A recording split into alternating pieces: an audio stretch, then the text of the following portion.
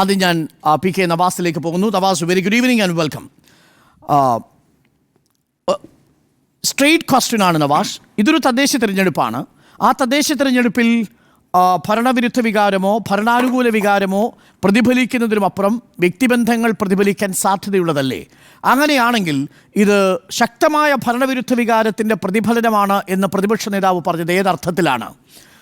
ലോക്സഭയിലെ മിന്നും വിജയം നേടിയ UDF-ന് പക്ഷേ ചേലക്കരയിൽ അങ്ങനൊരു വിജയം ആവർത്തിക്കാൻ സാധിച്ചില്ലല്ലോ. അപ്പോൾ നിയമസഭാ തെരഞ്ഞെടുപ്പിൽ ഒന്നും പുതുതായി സംഭവിച്ചില്ല. തദ്ദേശ തെരഞ്ഞെടുപ്പിൽ 3 പഞ്ചായത്തുകൾ ഒരു വാർഡിൻ്റെ മാത്രം വ്യത്യാസത്തിൽ വിജയിച്ചു കയറുമ്പോൾ അത് ശക്തമായ ഭരണവിരുദ്ധ വികാരത്തിൻ്റെ പ്രതിഫലനമാണെന്ന് എങ്ങനെയാണ് പറയാൻ കഴിയുക? PK നവാസ്. ആദ്യമായി ശ്രീ അരുൺകുമാർ, നിങ്ങളുടെ ഇൻട്രൊഡക്ഷനിൽ കാണിച്ചിട്ടുള്ള നമ്പറുകളിൽ UDF-ൻ്റെ നമ്പറായി കാണിച്ചത് 16ആണ്. ഒരു സ്വതന്ത്രനെ നിങ്ങൾ മാറ്റി എഴുതിയിട്ടുണ്ട്. അത് ഞാൻ മനസ്സിലാക്കുന്ന ഈരാറ്റുപേട്ടയിലെ സ്വതന്ത്ര സ്ഥാനാർത്ഥിയായി മത്സരിച്ച യഹിന മോൾ എന്ന് പറയുന്ന കാൻഡിഡേറ്റിൻ്റെതാണ്. അത് മുസ്ലിം ലീഗിൻ്റെ പ്രതിനിധിയാണ്, UDF-ൻ്റെ സ്വതന്ത്ര സ്ഥാനാർത്ഥിയാണ്. അങ്ങനെ പറയുമ്പോൾ 17 സീറ്റിൽ UDF ജയിച്ചു എന്ന് കാണിക്കണം എന്ന് ആമുഖമായി ഒരു തിരുത്തൽ വരുത്തുകയാണ്. മറ്റൊന്ന്, ഇതിനൊരു ട്രെൻഡായി കാണാൻ കഴിയുമോ എന്നാണ് നിങ്ങൾ ചോദിക്കുന്നത്. ഞങ്ങളെ സംബന്ധിച്ചിടത്തോളം UDF എന്ന രീതിയിൽ ഞങ്ങൾ രാഷ്ട്രീയമായി ഇതിനെ കാണുന്നത് വളരെ കൃത്യമായൊരു ട്രെൻഡായിട്ട് തന്നെയാണ്. നിങ്ങൾക്കറിയാം, ഈ പറയുന്ന ഇടതുപക്ഷ മുന്നണി പിണറായി വിജയൻ്റെ 2ാം സർക്കാർ അധികാരത്തിൽ വന്ന ശേഷം ഞങ്ങൾ വളരെ കൃത്യമായി ഓരോ തിരഞ്ഞെടുപ്പുകളെയും അഭിമുഖീകരിക്കുകയും ജനവിരുദ്ധ നയങ്ങൾക്കെതിരെ കോവിഡിൻ്റെ മറയിൽ അധികാരത്തിൽ തിരിച്ചു കയറാൻ ശ്രമിച്ച പിണറായി വിജയനെതിരെ ജനവിരുദ്ധ നയങ്ങൾ സ്വീകരിക്കുന്ന പിണറായി വിജയൻ്റെ ഈ ജനവിരുദ്ധതയെ സമൂഹത്തിന് മുമ്പിൽ ചർച്ച ചെയ്യപ്പെടുകയും ജനകീയ വിഷയങ്ങളായി ഉയർത്തി കാണിക്കാനും ഐക്യജനാധിപത്യ മുന്നണി കഴിഞ്ഞ കുറേ നാളുകളായി കൃത്യമായി ശ്രമിച്ചിട്ടുണ്ട്. അതിൽ നിന്ന് തന്നെയാണ് നിങ്ങൾ നേരത്തെ ചോദിച്ച ചോദ്യമുണ്ട്, പാലക്കാടും ചേലക്കരയും വയനാടും. ഞാൻ പറയട്ടെ, പാലക്കാടും ചേലക്കരയും വയനാടും മാത്രമല്ലല്ലോ, പുതുപ്പള്ളിയിലും തൃക്കാക്കരയിലും പിന്നെ ഉമ്മൻചാണ്ടി സാറും അതുപോലെ തന്നെ തൃക്കാക്കരയിലും ഞങ്ങൾ നേരത്തെ നേടിയതിനേക്കാൾ ഇരട്ടിയിലധികം ഭൂരിപക്ഷം നേടിയിട്ടാണ് ഞങ്ങൾ ആ തിരഞ്ഞെടുപ്പുകൾ വിജയിച്ച് വന്നത്. അത് കഴിഞ്ഞ് പാലക്കാട്ടേക്ക് വന്നാൽ, പാലക്കാട് ശ്രീ ഷാഫി പറമ്പിൽ 2021 3589 വോട്ട് നേടിയെടുത്ത് 5 ഇരട്ടി വോട്ടോട് കൂടി ശ്രീ രാഹുൽ ജയിച്ചു വരുമ്പോൾ 15,000-ഓളം അധികം വോട്ടിൻ്റെ ഭൂരിപക്ഷം ഞങ്ങൾക്ക് പുതുതായി വരുന്നു. ചേലക്കരയിലേക്ക് വന്നാൽ 2021 കെ രാധാകൃഷ്ണൻ 39,400 എന്ന് വെച്ചാൽ 40,000-ഓളം വോട്ടിൻ്റെ ഭൂരിപക്ഷത്തിൽ കെ രാധാകൃഷ്ണൻ ജയിച്ച മണ്ഡലത്തിനകത്ത് UR പ്രദീപ് 2024 കഴിഞ്ഞ ഉപതെരഞ്ഞെടുപ്പിൽ മത്സരിച്ച് ജയിക്കുന്ന 12,000-ൽ പരം വോട്ടിനാണ്. എന്ന് വെച്ചാൽ 3 ഇരട്ടി വോട്ട് കുറഞ്ഞു. 25,000-ൽ പരം വോട്ടുകൾ ഇടതുപക്ഷത്തിൽ നിന്ന് കൊഴിഞ്ഞുപോയി. വയനാട്ടിലേക്ക് വരുമ്പോൾ രാഹുൽ ഗാന്ധി കിട്ടിയതിനേക്കാൾ വലിയ ഭൂരിപക്ഷം പ്രിയങ്ക ഗാന്ധിക്ക് കിട്ടുന്നു. ഇപ്പോൾ അതിനുശേഷം വന്ന ഈ പഞ്ചായത്ത് തിരഞ്ഞെടുപ്പുകളിൽ നിങ്ങളുടെ തന്നെ കണക്കിലെടുത്ത് പറഞ്ഞാൽ ഈ 31 സീറ്റുകളിൽ 2020 UDF-ൻ്റെ കയ്യിലുണ്ടായിരുന്ന 13 സീറ്റാണ്. ഇപ്പോൾ ഞാൻ ഈ ചർച്ചയ്ക്ക് ഇരിക്കുമ്പോൾ ഞങ്ങളുടെ കയ്യിലുള്ള സീറ്റ് 17 സീറ്റാണ്. LDF-ൻ്റെ കയ്യിലുണ്ടായത് 15 സീറ്റാണ്. പക്ഷേ ഇപ്പോൾ ചർച്ചയ്ക്ക് ഇരിക്കുമ്പോൾ അവരുടെ കയ്യിൽ 4 വർഷങ്ങൾക്ക് ഇപ്പുറം 11 സീറ്റായി അത് കുറഞ്ഞിരിക്കുന്നു. എന്ന് വെച്ചാൽ വളരെ വളരെ ഗവൺമെന്റിനെതിരെയുള്ള വലിയ ജനവികാരം ഇവിടെ ഉണ്ട്. ഇത് ഭരണവിരുദ്ധ തരംഗമാണ്. വ്യത്യാസമാണ്.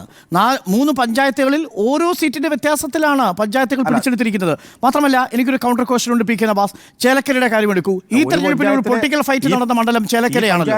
ചേലക്കരയിൽ ഒരു നിമിഷം PK നവാസ്, ഞാൻ തിരിച്ചു വരാം. PK നവാസ്, ചോദ്യം ഇതാണ്. ചേലക്കരയിൽ ആദ്യമായി ഇപ്പോൾ വിജയിച്ചു വന്ന സ്ഥാനാർത്ഥി മത്സരിക്കാൻ ഇറങ്ങുന്ന സമയത്ത്, അതായത് 2016 മത്സരിക്കാൻ ഇറങ്ങുന്ന സമയത്ത് പ്രദീപിന് കിട്ടിയത് 10,000 വോട്ടിൻ്റെ ഭൂരിപക്ഷമാണ്. അതായത് ഉമ്മൻചാണ്ടി സർക്കാരിനെതിരെ ശക്തമായ ഭരണവിരുദ്ധ വികാരം ഉണ്ടാവുമ്പോൾ അന്ന് 10,000 വോട്ടുകൾ കിട്ടി. ഒരു വലിയ പിണറായി തരംഗം, LDF തരംഗം ആഞ്ഞടിക്കുന്ന ഘട്ടത്തിലും 10,000 വോട്ട് നേടി വിജയിച്ച ഒരു സ്ഥാനാർത്ഥി 2ാമത്തെ പിണറായി സർക്കാരിൻ്റെ കാലം പാതി പിന്നിടുമ്പോൾ 12,000-ആയിട്ട് ഭൂരിപക്ഷം ഉയർത്തുന്നു എന്നാണ് CPM കേന്ദ്രങ്ങൾ പറയുന്നത്. PK നവാസ്. മാത്രവുമല്ല, ലോക്സഭയിൽ തൊട്ട് മുമ്പ് നടന്ന തെരഞ്ഞെടുപ്പിൽ 5,000 വോട്ട് മാത്രം ലീഡുണ്ടായിരുന്ന ചേലക്കര 3 ഇരട്ടി വോട്ട് വർദ്ധിപ്പിക്കുന്നു, ലീഡ് വർദ്ധിപ്പിക്കുന്നു. അതിനെ എങ്ങനെയാണ് നമ്മൾ കാണുക PK നവാസ്? ശ്രീ അരുൺകുമാർ, അങ്ങേക്ക് അറിയാത്തതല്ല, ലോകസഭയും നിയമസഭയും നമ്മൾ ഒരു ഘട്ടത്തിലും താരതമ്യപ്പെടുത്താറില്ല. ഞാനിപ്പോൾ ഈ ചർച്ചയിൽ പോലും ഈ പറയുന്ന ഒരു സീറ്റിലേക്ക് 20 സീറ്റിൽ ഒരു സീറ്റിലേക്ക് ഇടതുപക്ഷം ഒതുങ്ങിയതിനെക്കുറിച്ച് ഞാൻ പറയാതെ പോയത് മറന്നുപോയതല്ല, മനഃപൂർവ്വം പറയാത്തതാണ്. ഒരു നിയമസഭാ തെരഞ്ഞെടുപ്പിനെ വിലയിരുത്തുമ്പോൾ ലോകസഭയുടെ നമ്പറുകൾ നമ്മൾ പറയാറില്ല. ഒന്ന്. രണ്ടാമത്തേത്, താങ്കൾ പറയുന്ന UR പ്രദീപ് 2016 മത്സരിച്ചപ്പോൾ കിട്ടിയ വോട്ടും 2024 മത്സരിച്ചപ്പോൾ കിട്ടിയ വോട്ടുമാണ്. ഞാൻ പറയുന്ന UR പ്രദീപ് എന്ന് പറയുന്ന MLA-യുടെ ക്വാളിറ്റിയോ അദ്ദേഹത്തിൻ്റെ ജനപ്രിയതയെക്കുറിച്ചല്ല ഞാൻ സംസാരിക്കുന്നത്. അതായിരുന്നു വിഷയമെങ്കിൽ നമുക്ക് GR പ്രദീപിന് കിട്ടിയ വോട്ട് 2016 വോട്ടും 24 വോട്ടും ചർച്ച ചെയ്യാം. ഞാൻ പറഞ്ഞ പിണറായി വിജയൻ എന്ന് പറയുന്ന ഗവൺമെൻറ്, ആ ഗവൺമെൻറ് ജനവിരുദ്ധതയെക്കുറിച്ചാണ് ഞങ്ങൾ ചർച്ച ചെയ്യപ്പെടുന്നത്. ആ അടിസ്ഥാനത്തിൽ ആ ഒരു തരത്തിൽ നമ്മളതിനെ പരിശോധിക്കപ്പെടുമ്പോൾ 2021 പിണറായി വിജയൻ ഗവൺമെൻറ്റിനെ ജനങ്ങൾ വിലയിരുത്തി. ആ സമയത്ത് K. രാധാകൃഷ്ണൻ നൽകിയിട്ടുള്ള വോട്ട് 39,400 വോട്ടാണ്. അതിൽ നിന്ന് 3 ഇരട്ടി വോട്ട് കുറഞ്ഞു, 25,000-ഓളം വോട്ട് കുറയുന്നു എന്ന് പറയുന്നത് ഞങ്ങൾ ശുഭസൂചകമായി തന്നെ കാണുകയാണ്. ചേലക്കരയുടെ പൊളിറ്റിക്കൽ ഫൈറ്റിൽ കംഫർട്ടബിളായി നിൽക്കുന്നത് UDF ആണ്.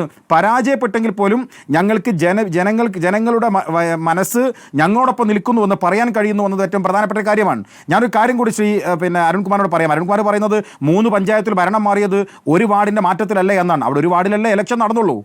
ഒരു വാർഡിൽ ഇലക്ഷൻ നടക്കുമ്പോൾ ഒരു വാർഡിൽ നടക്കും. ഇനിയിപ്പോൾ നിങ്ങൾ പറഞ്ഞത് വാർഡ് തിരഞ്ഞെടുപ്പിൽ വ്യക്തിബന്ധങ്ങളെ സ്വാധീനിക്കുമെന്നാണ്. മലപ്പുറം സ്റ്റുഡിയോയിൽ നിന്നാണ് ഞാൻ സംസാരിക്കുന്നത്. മലപ്പുറത്താണല്ലോ ഒരു ജില്ലാ പഞ്ചായത്ത് ഡിവിഷനിലേക്ക് ഇലക്ഷൻ നടന്നത്.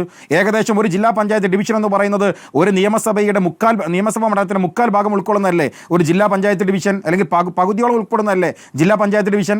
ആ ജില്ലാ പഞ്ചായത്ത് ഡിവിഷനിൽ ഞങ്ങളുടെ AP ഉണ്ണികൃഷ്ണൻ അന്ന് മത്സരിച്ച് ജയിച്ചതിനേക്കാൾ 4 ഇരട്ടി വോട്ടിൻ്റെ ഭൂരിപക്ഷത്തിലാണ് ഇന്ന് ഞങ്ങൾ ജയിച്ചിരിക്കുന്നത്.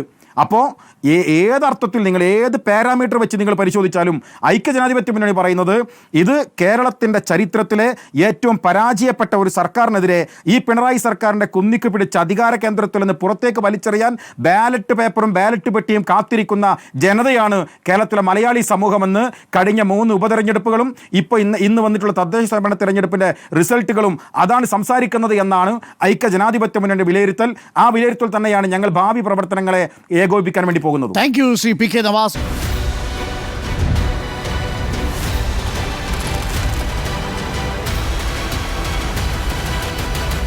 Debate with Dr. Arun Kumar.